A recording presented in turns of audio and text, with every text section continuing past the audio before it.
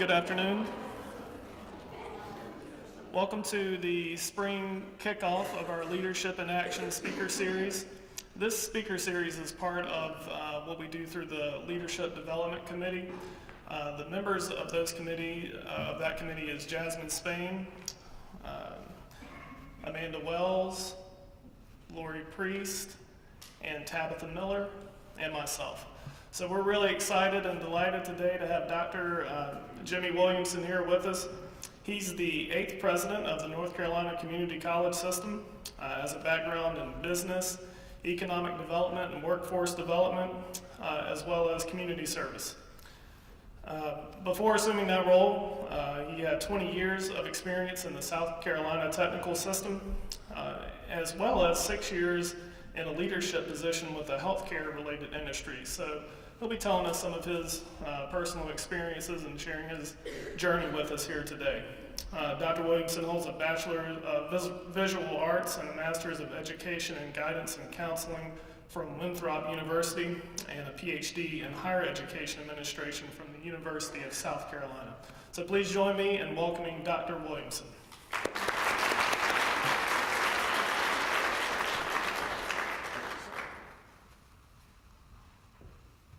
Well, good afternoon. Let me begin by apologizing for having the creeping crud, okay?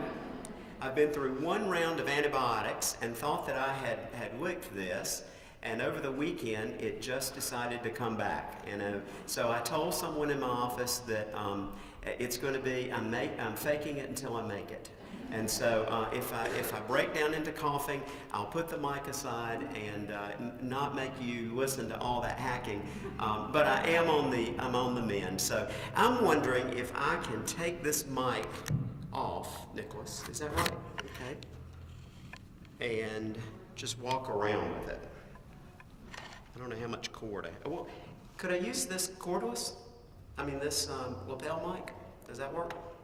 That is for the camera. For the camera, all right. Here we go. If I stand behind the podium, you won't be able to see me. Third visit, Dr. Massey. And I've been to 31 of the 58 so far. And so those that have not yet had a visit are saying, wait a minute now, you've been to Pitt 3 times, you've been to Fayetteville 3 times, you've been, all these other places. And I try to explain to them that I'm getting there. I will get there. What a great opportunity to speak to you about something that I'm pretty passionate about, and that's leadership. I realized early on in my career that I needed to learn as much as I possibly could about leadership because I began to, career guidance when I was coming through was basically, here's a 4-year institution, figure out the program of study, no real delving into what you were interested in, what you were good at, just pick one and move on with that. Well, I happen to be fairly good as an art student, and had a father who was a chemist, and he really accepted my going to art school very, very well. It was like, what do you mean? You're going to Winthrop to major in art. But I do have a bachelor's degree in fine arts and with a minor in biology and art history. I say all that to say that everything that I've done academically and professionally along the path has led me to the position that I have today. And I think that as you begin to look back at your career, both personally and professionally, you need to be able to connect the dots. I urge people to look back at their careers and to think backwards about what brought them to where they are. And then that gives you a real sense of where you want to go from that point on. So I'm going to give you a brief sort of history of my career. So I ended up with the bachelor's degree in art, and then my dad said, well, I told you so. Now you have to get a job, right? So I got enrolled in an MBA program. Mind you, I'd never had any business courses in my life, not even in high school. I'd never even taken bookkeeping. And so I enrolled in all the undergraduate courses leading up to what was needed in the MBA. And I thought, there is somebody who understands this, but it is not me. Graduate level managerial economics just about did me in. And I said, I can't do this anymore. And so I began to look for a job. Well, what I had learned through my college experience was that I enjoyed working with people. I loved the connection of working with people. And I was able to explore some of that in my undergraduate days, serving as an SGA senator and president of the student body, and very involved in a lot of social and civic organizations. And I began to realize that I had somewhat of a knack for trying to lead or to move people into a certain direction. And so I figured, that was kind of a cool thing. But I had no context of how you could take that skill set and turn that into a career. And so I applied for a job at Winthrop. Knew I didn't want to move back home to Hartsville, South Carolina, and live with mom and dad. That wasn't really in the works. And so I applied for this job that was in the School of Consumer Science and Allied Professions. Now, this used to be the College of Home Economics. Little did I know. But I was going to be a student advisor. And I got the job because I was going to be advising fashion merchandising and interior design students, and I needed the art background to help me with that. So my art background really did help me get my first job in student personnel services. Then I began to read the Chronicle of Higher Education. I went about the whole process of career exploration in reverse. I would get the Chronicle of Higher Ed. It was the greatest find that I had ever discovered, because it had all these jobs listed at the back, and these were jobs that sounded absolutely like what I had always thought that I would want to do. And so as I was reading through those jobs, there were some common themes. You have to have a master's in student personnel services or a master's in guidance and counseling or some other human services related field. I never even thought about that. So then I began to look at I was still at Winthrop, my undergraduate institution.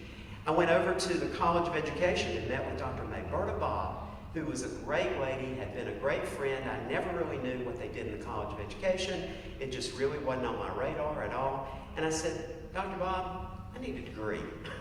Help me. And she said, oh, we have the perfect degree for you. It's a master's degree in guidance and counseling. And it leads to just a degree, no licensed professional counseling, no school psychology work, any of that kind of thing. And you can do it part-time, and you can do it at night. And so that's how I ended up with a master's in guidance and counseling.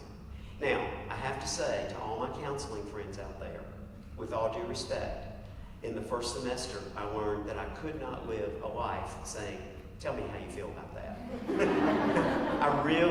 That was not at all what I saw myself doing, but I knew that was the vehicle to get to where I needed to be.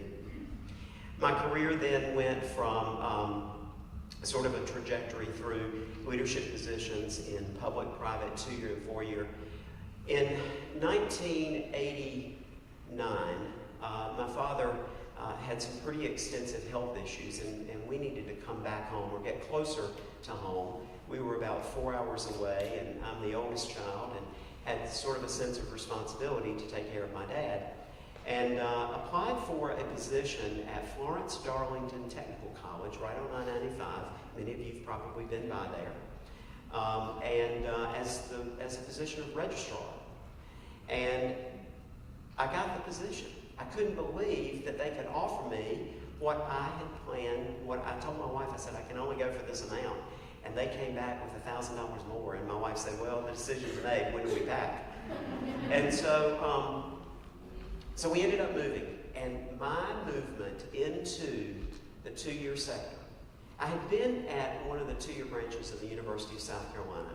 It was quasi 2-year, because we still looked to the flagship university. But really, when I first entered the halls of Florence Darlington Technical College and saw what was happening, I thought, oh my, this is it. this is where I need to be. This is exactly where where my career needs to be.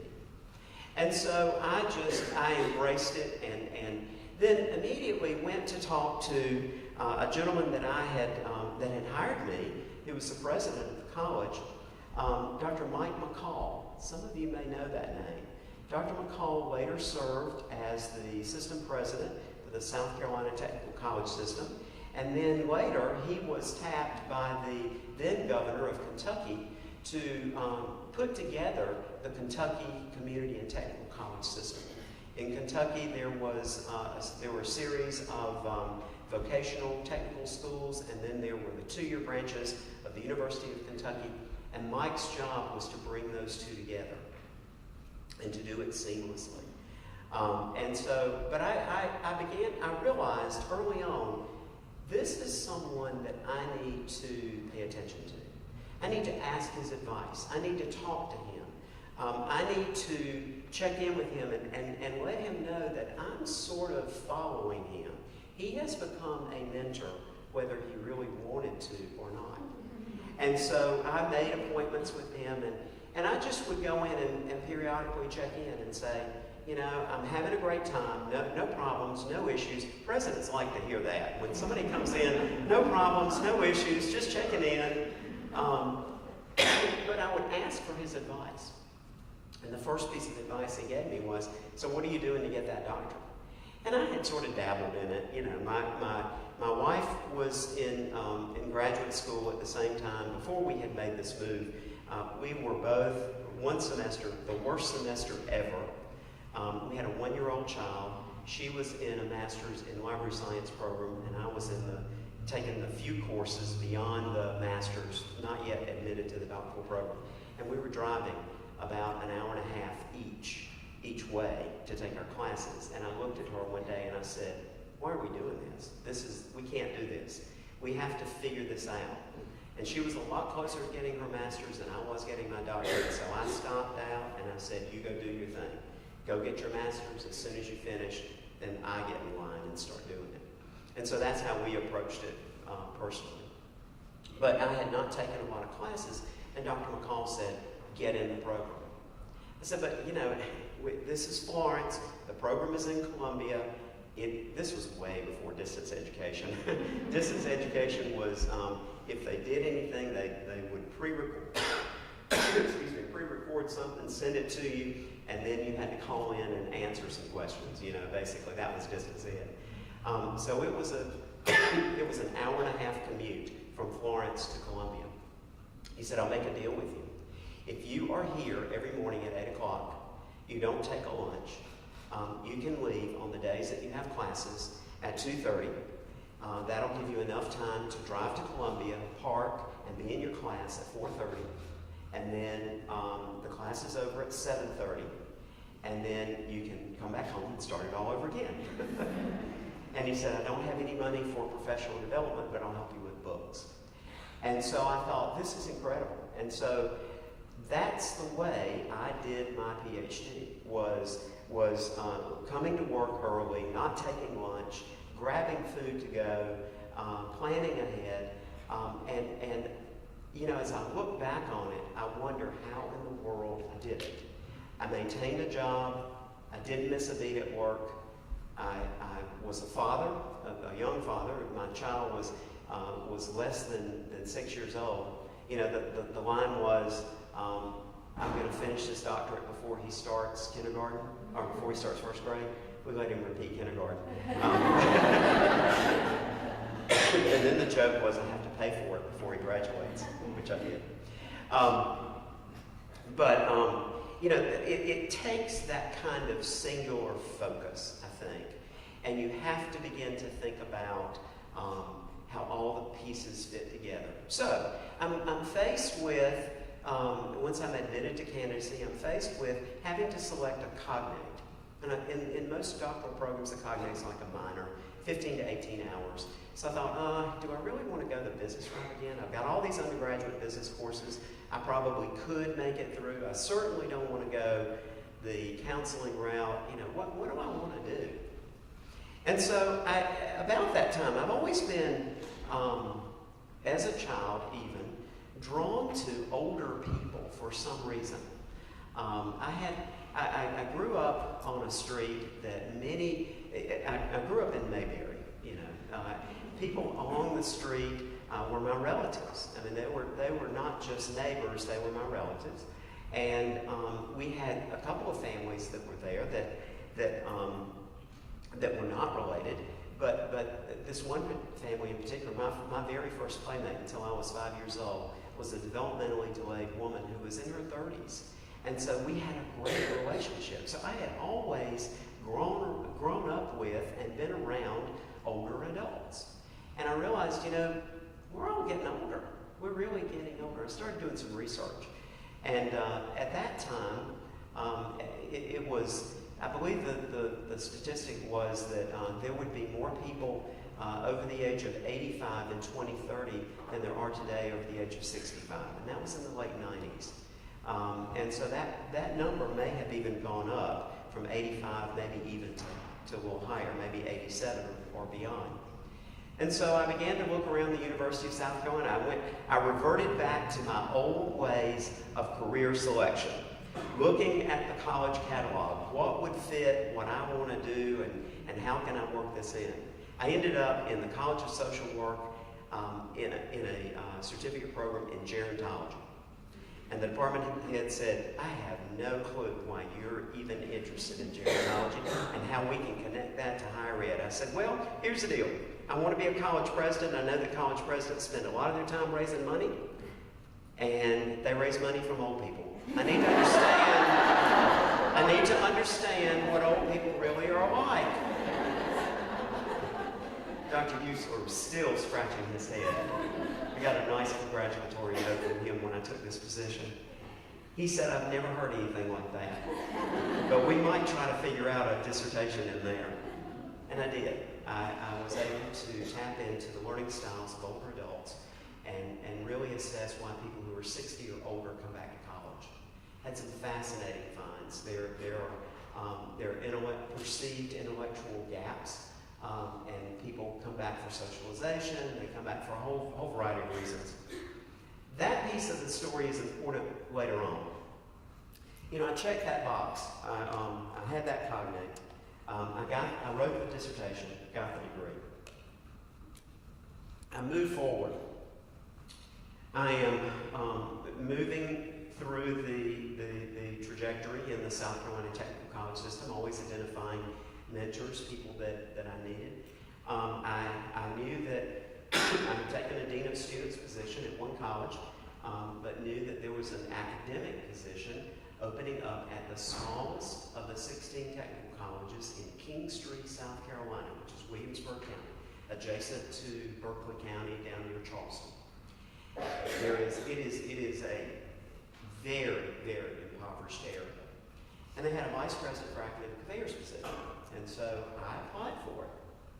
And my wife said, why are you applying for that? I said, well, here's the deal.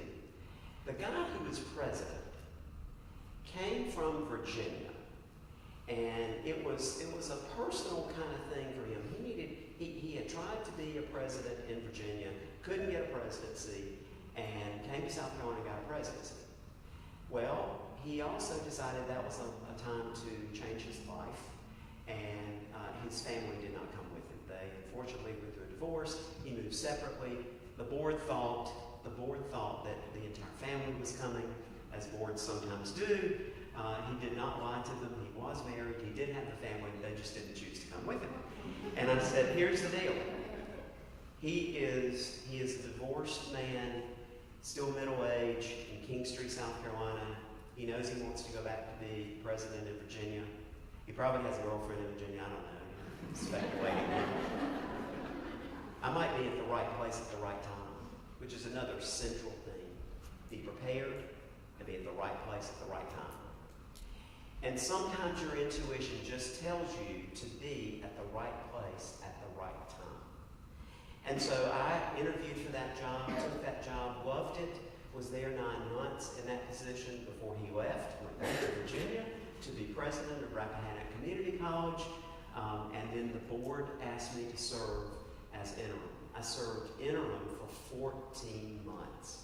14 months. Well, first of all, I was less than 40 years old. They had no idea what to expect from me, and they really wanted to test me out.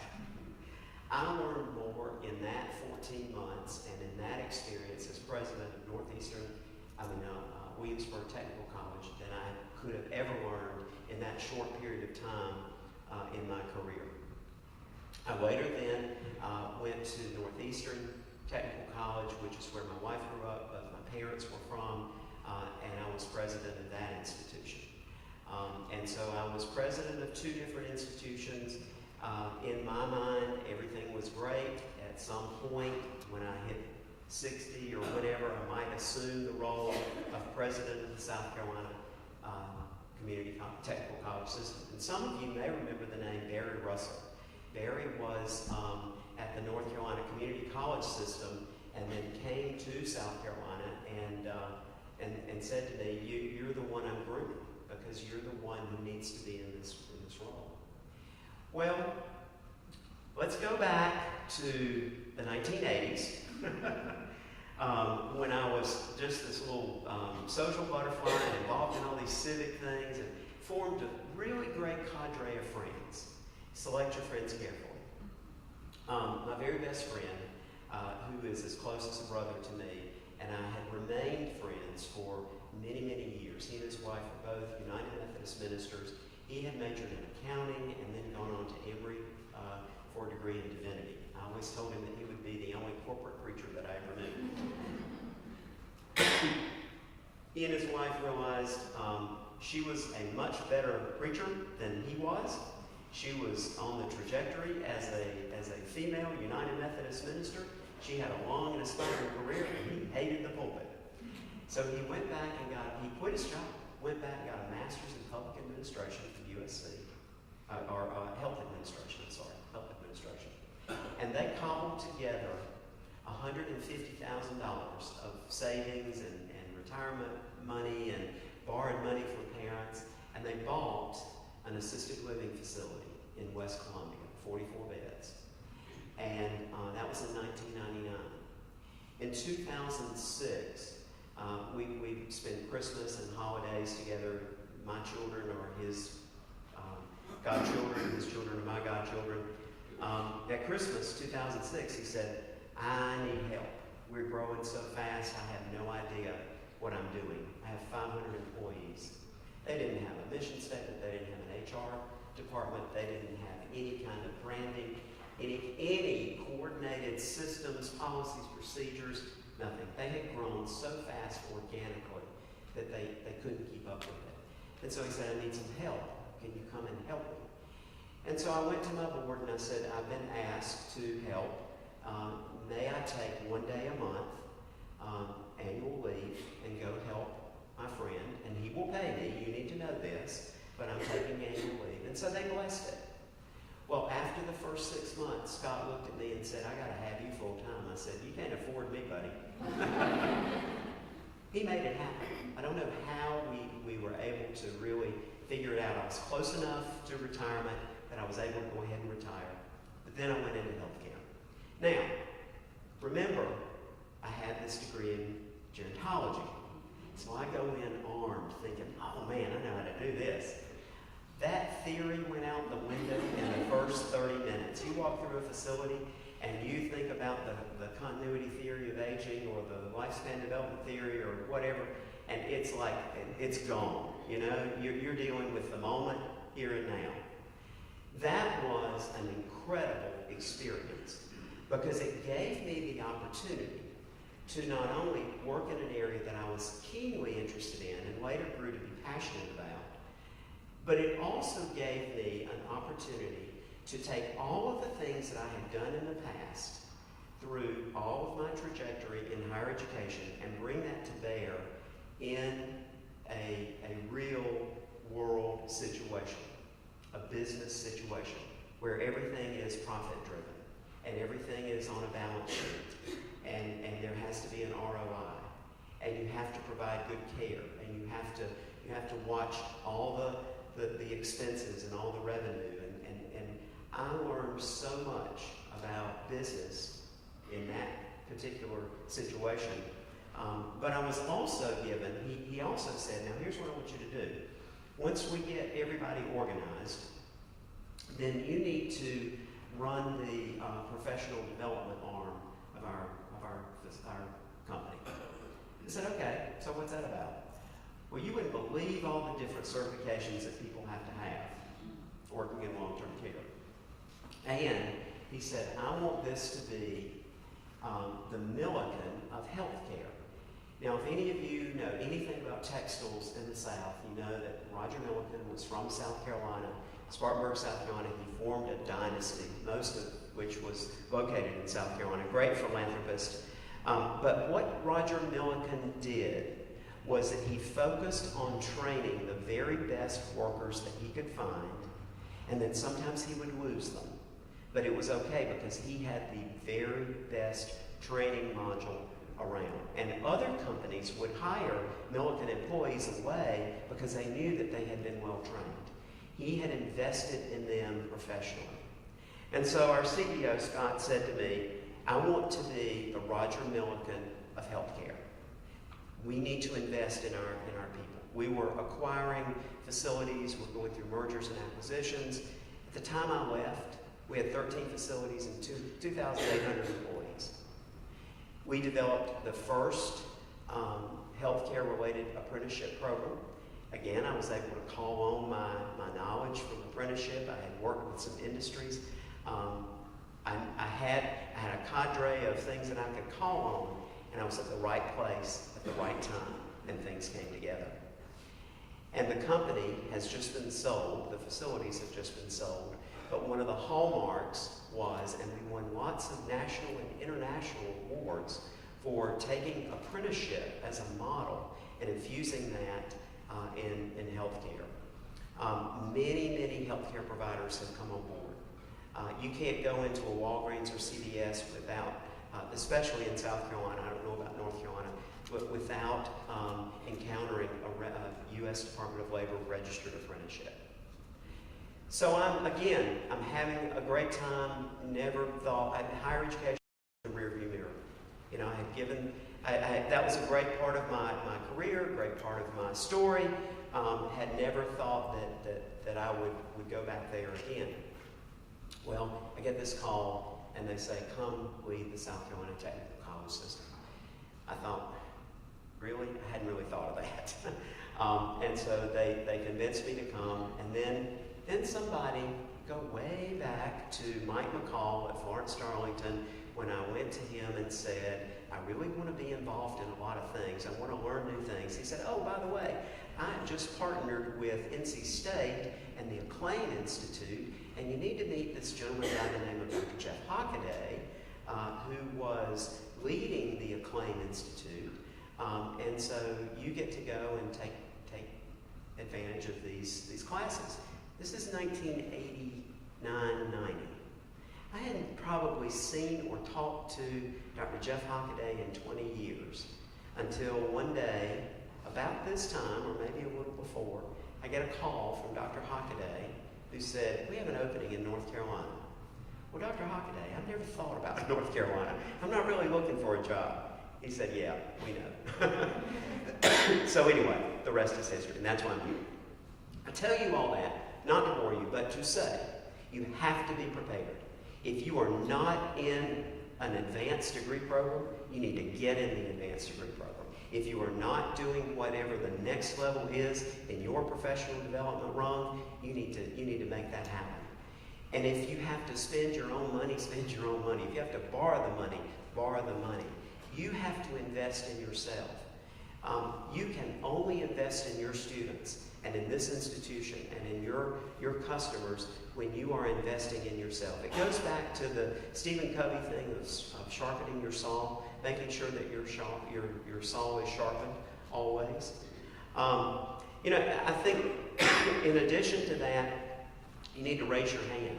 I mean, you all have raised your hand in essence. You have raised your hand by picking up your feet and bringing yourself here to be a part of this series, and have said to you and your colleagues, this is important. I'm interested in this. I want to know more. I want to look a little beyond where I am professionally. And so you have taken advantage of that. I would encourage you to take advantage of many different things. Ask your department head, ask your VP, ask your president, what is it that you can do to help advance the goals of Pitt Community College and maybe even the North Carolina Community College system. Think beyond the walls. You know, Pitt is a regional institution. In my mind, I know that there are other institutions that serve particular service areas, but you all have the reputation of being regional, and so you ought to embrace that, and you ought to add to the success by raising your hand. Be prepared. Always be ready to take and be ready to take a risk. And it was a great risk for me to leave student services and go to academic affairs. I'd only taught part-time, had never had a full-time faculty position. And so then to become a vice president for academic affairs, I learned more than I would care to remember on that. that was a good position. But it was a real risk. Yeah, I took a risk, and I think you need to also take a risk. Be an avid learner. How many of you are reading a book right now? Should be every hand in the room. If you're not reading, you're getting behind because everybody else is reading. I keep 2 or 3 books going at the same time. I'm reading the latest Friedman book. Something about Glad You Were Late, something like that. Just gotten into that. Reading the Hunt biography. I'm reading the history of the Doc Watson movement in the western part of the state. I'm trying to read as much as I can about North Carolina, but you need to be reading. I was a great student of leadership and enjoyed reading about leadership. Still enjoy reading about leadership. A couple of books that really sort of changed my perspective. Kuznets and Posner wrote The Leadership Challenge. They also wrote a book called The Leadership Legacy. If you have not read The Leadership Legacy, check it out. It's a very quick read, very short book. It's not as involved as The Leadership Challenge. But they talk about the fact that in leadership positions, you are playing a part in someone else's story. When you go to class today and you lecture, or you go to your next appointment and you meet with a student, or you engage in someone, you are creating a legacy in that person's story. Now that story might be told around the dinner table tonight. It might be told as a student is driving from point A to point B, but you play a part. You have a role, and it's how you are perceived in that role that is very important. So you just need to be mindful that your role, your being present in that student's life is significant today. It's not going to be something that will happen later. You know, it's that student is developing their story and their storyline about their experience at Pitt Community College today. And they developed it yesterday. And they will tell it maybe 20 and 30 years down the road. Did Bert Bobb know that she was a part of my story when she told me about the master's program in education that I could get at night at Winthrop and not have certification to teach and not be a licensed professional counselor? No. I've reminded her of that a number of times. So you need to be mindful of the role that you play in someone's life. They also talk about the greatest virtue. You know, I can't remember the other 3, but the greatest virtue was courage. And we all think we have courage until we are faced with fear, right? You know, I'm the most courageous person in the world until fear hits you square between the eyes. Courage it was the one virtue that was considered the greatest of all. And they talk a lot about courage and about the courage to lead and the courage to go out on a limb and to disagree with people and to, I think we've lost some decorum in this country about how we agree and disagree. I go back to the old adage that, and I don't remember who said it, but I will disagree with you until my death, but I will defend your right to say it until my death. So I think that courage is something that it's also a characteristic of great leadership. And they give examples of all of the different kinds of courageous leaders that took a stand. On the way here, I was reading or listening to the NPR interview with the author from Duke, who's just released the new book on Emmett Till, and the courage that his mother had in the face of the fact that her son had just been murdered, and what she was able to do in terms of bringing social justice out of that particular issue is just mind-boggling. I mean, she did that within hours of discovering that her son had been murdered.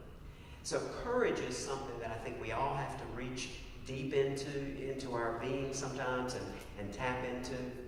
I've been given the 5-minute sign. Let me see if I've got other things I need to tell you about right here. Let's see, hang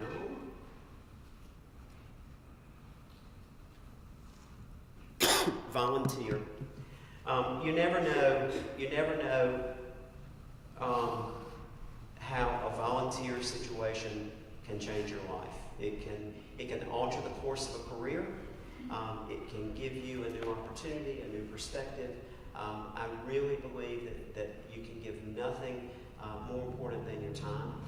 And so make sure that you find something that you're passionate about and that you are volunteering. Give back, study leadership, be prepared, be ready to go at a moment's notice, be ready to lead courageously, and always raise your hand. I'm here to help. So I've been given the time, and so now I'll turn it over to you all. Y'all ask me any question. I didn't mean for this to be all about me. I think that I tried to use my story to illustrate some things, and so I hope I didn't bore you with that. So, questions? Somebody's got a question.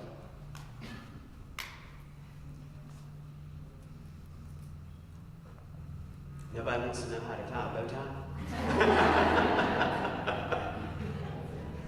Dr. Massey. Dr. Williamson, you had someone from South Carolina speak to the presidents at a recent meeting about branding and a statewide effort that you were largely involved with in South Carolina. We like to think that we're pretty good at outreach here in our neighborhood, but we can always improve. We're trying to do that.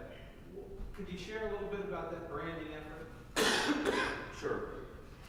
What Dr. Massey is talking about, and you can see the web version of that if you go to imadeitsc.com or .org, I can't remember. It's a branding initiative. One of the first things that I learned in South Carolina was we had employers telling us all the time, we love what you're giving us, we just need more.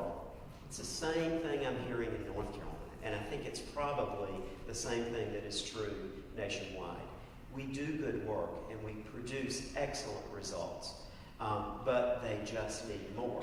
And so I've been interviewed often, and people ask me about the skills gap, and I said, well, it's really more of an interest gap than it is a skills gap. We have people who are able to do these kinds of jobs, but they don't even give us a second look. These students are thinking that their only way, their only path is through a 4-year degree. And so what we decided to do was to take a little bit of money, and we only used about $400,000, and we used local talent, in-house talent. We didn't go out to an ad agency and tell us what we needed to do. But we talked about the different sectors in South Carolina that needed workers: advanced manufacturing, allied health, computer information technology, and STEM related. It was sort of grouped there as a silo together. And so we put together a series of an initiative that really was attempting to brand the system. And by brand, I mean to educate the general public about who we are, what we do. Your marketing and advertising is excellent in this area. Everybody knows Pitt Community College. I bet I could just go down to the local, I had to stop in and get some cough drops at the Walmart, and I bet if I had asked one of the cashiers, tell me about Pitt Community College, they could rattle off a number of things. But if I asked them to talk about the career path that one might take in advanced manufacturing or in bio network or any of the other myriad of programs that you have here, they probably don't know much about what you offer. You know, Lisa Chapman, who is our Vice President for Academic Affairs, says that everybody associates our institutions with the door that they came in. If they came in as a BLET student, they think that's what we do. If they came in as a continuing ed student, they think that's what we do. If they came in as a nursing student, they think that's what we do. They don't understand that we are all those things and more. And so the branding initiative was to teach people about the broad spectrum and to really get to 18-year-olds and their parents about making decisions. What we did on that website, we did a video that showed, it was two students talking about, I'm going into this field. It shows, we also did research that millennials and 18-year-olds don't really care about what an annual salary is. They look at an hourly rate. And so we looked at we put all of our figures in hourly rates on the website. And so if they're interested in that, and they watch the video, and then they can see some success stories over here, they're interactive success stories, then they can say, oh, well, I might want to be a dental hygienist. What's involved in that? And so give them a little blurb on what a day might look like there, and they click on another thing, and it takes them to the colleges in the system that offer the degree program in dental hygienics.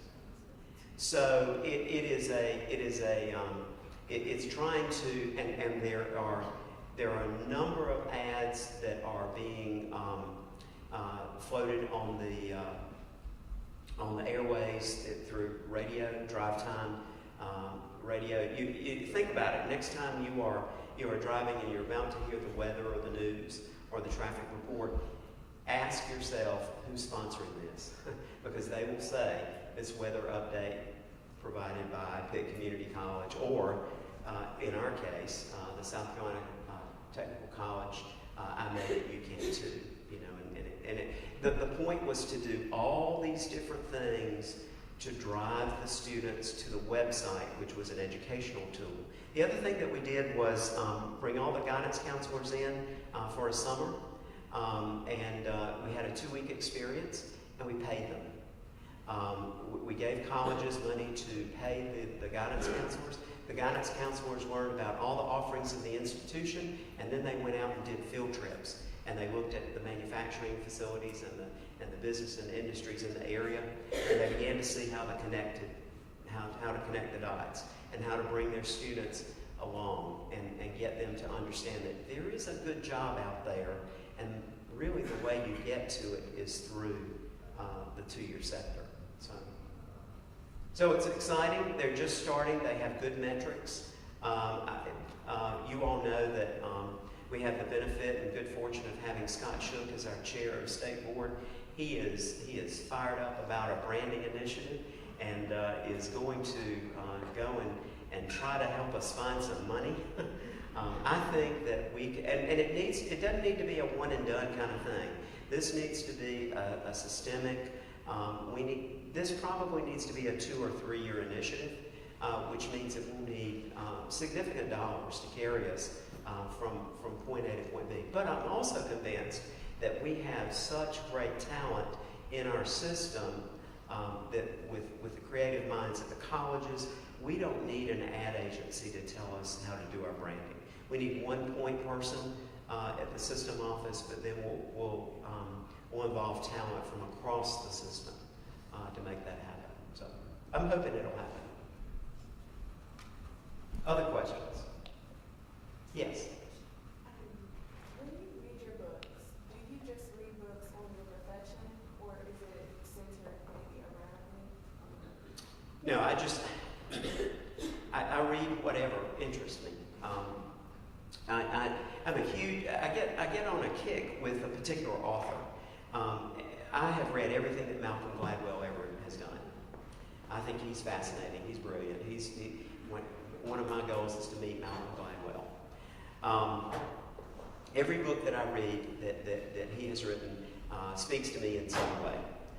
I always ask people what they're reading. You know, as the chief human capital officer for Agape Senior, I was responsible for running Agape University. We had our own in-house learning management system with courses that we had developed internally.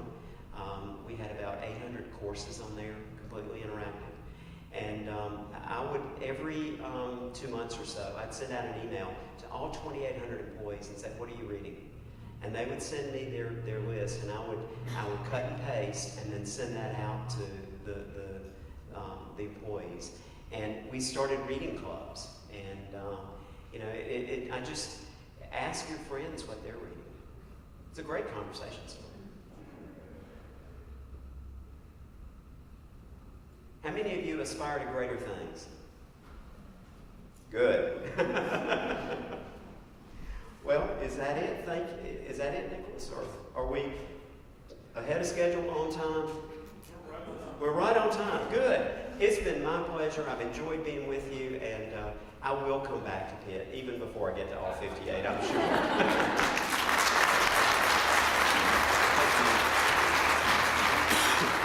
Thank you for coming out today, and we'll see you next month.